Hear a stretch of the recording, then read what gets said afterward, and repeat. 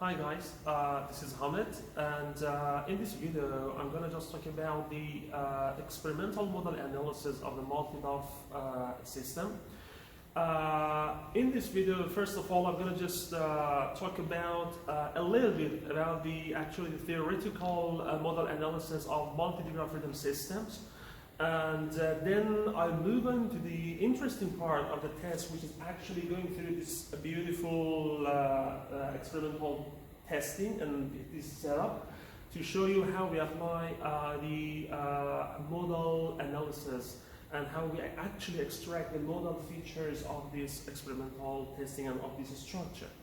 Okay, I would like to remind you that for this actually short video, I assume that you already have knowledge of basic of mechanical vibrational measurement, including the concept of natural frequencies, the concept of modal shapes, and also the damping ratios.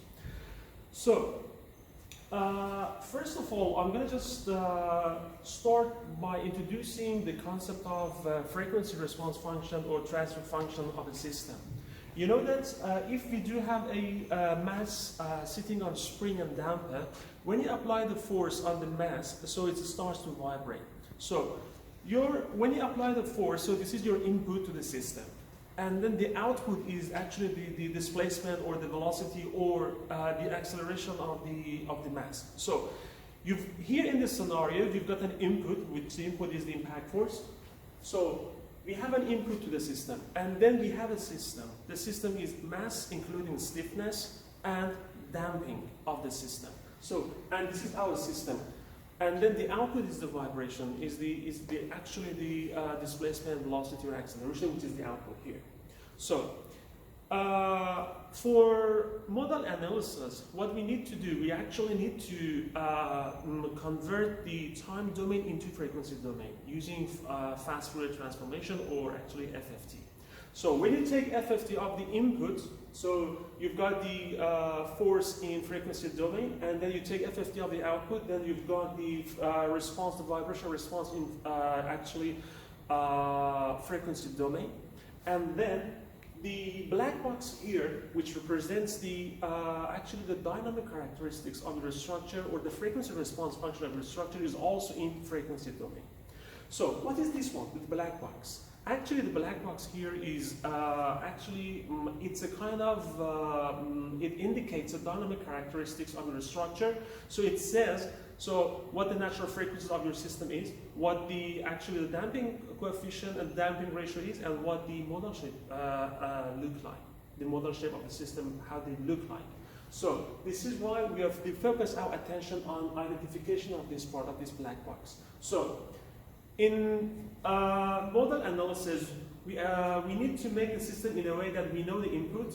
So we measure the input using force transducer, and we measure the output using some kind of transducer, such as accelerometer, laser Doppler vibrometer, or using displacement sensors.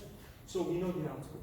So input times black box or times frequency response function gives us the output. Or in other words, we can find the reverse of this, in a sense that frequency response function H omega, we call it as H omega, is the output divided by input, is X omega divided by F omega. Okay, once you do this, for a single DOF system, assume that you've got a mass sitting on a spring and damper.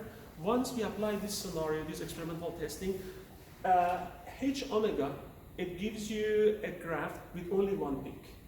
And then the frequency, if you assume that the horizontal axis is frequency and the vertical axis is magnitude of H omega, so the corresponding point of the peak of your frequency response function indicates the natural frequency of the system. But if you have a multi-degree of freedom system, so how about that? How about that system? So for such systems, obviously there is no single peak in your frequency response function, but depending on the number of degrees of freedom of your system, so we expect to have different various numbers of the peaks in your frequency response function. So As an example, let's assume that we've got a cantilever beam, such as this, and then we assume that the system has 4 degrees of freedom. Of course, a cantilever beam like that is a continuous system, so it does have actually infinite numbers of degrees of freedom, so it's a continuous system. So you can assume that this is 100 degrees of freedom, this is 50, this is 40, whatever you need. But now I would like just to assume that it's 4 degrees of freedom, and then we are interested actually to detect and identify the first 4 natural frequencies and then the first 4 corresponding modal shapes.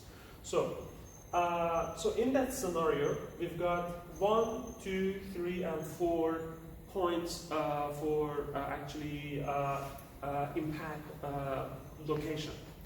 Another thing, for such scenario, as against to single degree of freedom system, we expect to have multiple peaks in frequency response function. Now, let's see how we go. So, in this scenario, we assume that if we attach a transducer to collect the response of the system. So, we attach it to point 2. And then we start using, for example, a hammer or using actually shaker. We actually excite the system at different points. So, for example, we excite the system at point 4 using an instrumented hammer. So you impact at location 4 and you collect the response at location 2. So once, of course, this the transducer here collects the response in time domain, but based on what I already explained, once we actually apply FFT to the response and input, then we can identify H omega, and by plotting, because H omega, we know that it's a complex number. It does have imaginary part and real part. So just bear in mind that for detecting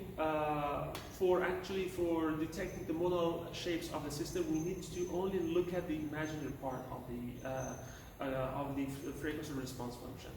And then if we do so, the vertical axis is actually the imaginary part of H omega, and the horizontal axis is omega. So for this system, we expect to receive multi peaks. Here we've got 1 peak, 2 peak, 3 peak, and if you can excite the structure for larger for a larger frequency range, then you may get another peaks as well. So the corresponding point to the peak, which shows the circular, the circular frequency is the first natural frequency, the second natural frequency, and so this one is the third natural frequency. So you see that for modal system, we've got such scenario. Okay, now for detecting the natural frequency of the system, we only need to apply the impact force only once. So you apply the impact force at location 4 and you collect the response at location 2, and then it gives you the natural frequency of the system. That's it.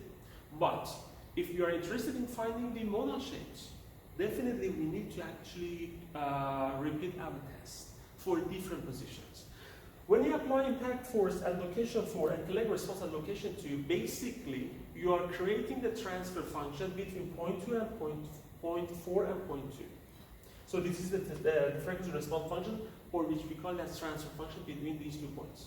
Okay. Then we need to, for the next time, what we do, we remove the force from point 2, and then we apply the force at location 3. So using impact hammer. So this is our force at point 3. And then you collect the frequency response function of the system. And then you move on to point 2, you apply impact at point 2, and you do the same, and then at point 1. So for all those 4 locations, so you actually create the transfer functions. So let's just assume that I put this beam just here. It's a 3-dimensional representation. So this is level 1, 2, 3, and 4. So this diagram, the first diagram, this one, is actually the diagram representing the frequency response function once you apply the impact force at location 1 and you collect the response at location 2. So, because actually in the real case, it's, you know that when you apply force at the root, very close to the root or the two needs to the support, definitely you are not going to actually introduce energy, you are not going to give energy to your system. It's very close to the root. So this is why the accelerometer here doesn't capture any signal. So it's almost zero. But when you apply at point 2, so this is the frequency response function for that scenario, then for impact location at point 3 and then point 4. So from this view, we are actually looking at the angle from the angle just which gives us the frequency range of the signal. But if you come just over here and then look at the signal, look at the diagram from this angle, from that angle, then if you actually connect it for the first mode shape, omega 1, if you collect all the peaks together, it gives you this diagram, this curve, gives you the first modal shape. The same for omega 2, omega 3. If you connect all the peaks together, it gives you the actually the modal shapes for different natural frequencies.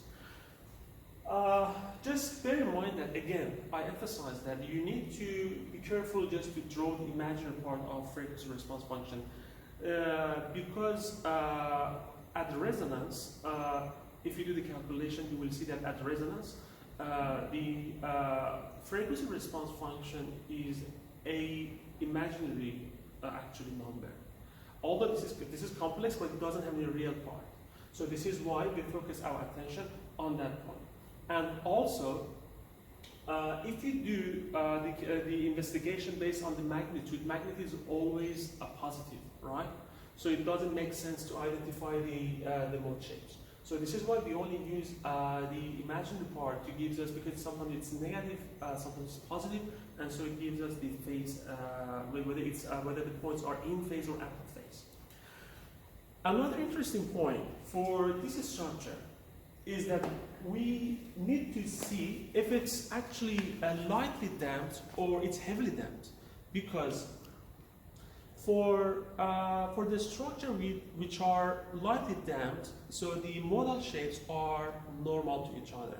So we call them as normal modes. It means that we always have some nodes in the modal shapes. For example, let's have a look at mode 2 of a cantilever beam. So the mode 2 of a cantilever beam, you see that here there is a node. What is node? Node is a point that if you touch that point, if you just touch that point, you feel nothing. You feel as if it's not moving, there is no vibration. And so there is a node here. For third mode, so we've got two nodes, one there, another one over there. And of course, for the first mode, the only node is just at the root. So, but for heavily damped structure, which are in most of the cases are localized heavily damped structures, such as in some parts of the automobile, just the vehicles. So for some parts which are localized, we've got localized damper, heavily actually damping in the system. So we expect to have complex modes as opposed to normal modes. And it means that it's possible that we've got a phase shift other than 0 or 180 degrees. Because you see that here you only have in phase or out of phase, 180 degrees out of phase. For example, always this point, for example, if you just touch this point compared to that point, actually on the structure, this point, these 2 points, they're out of phase for third mode. They have at all times 180 degrees out of phase.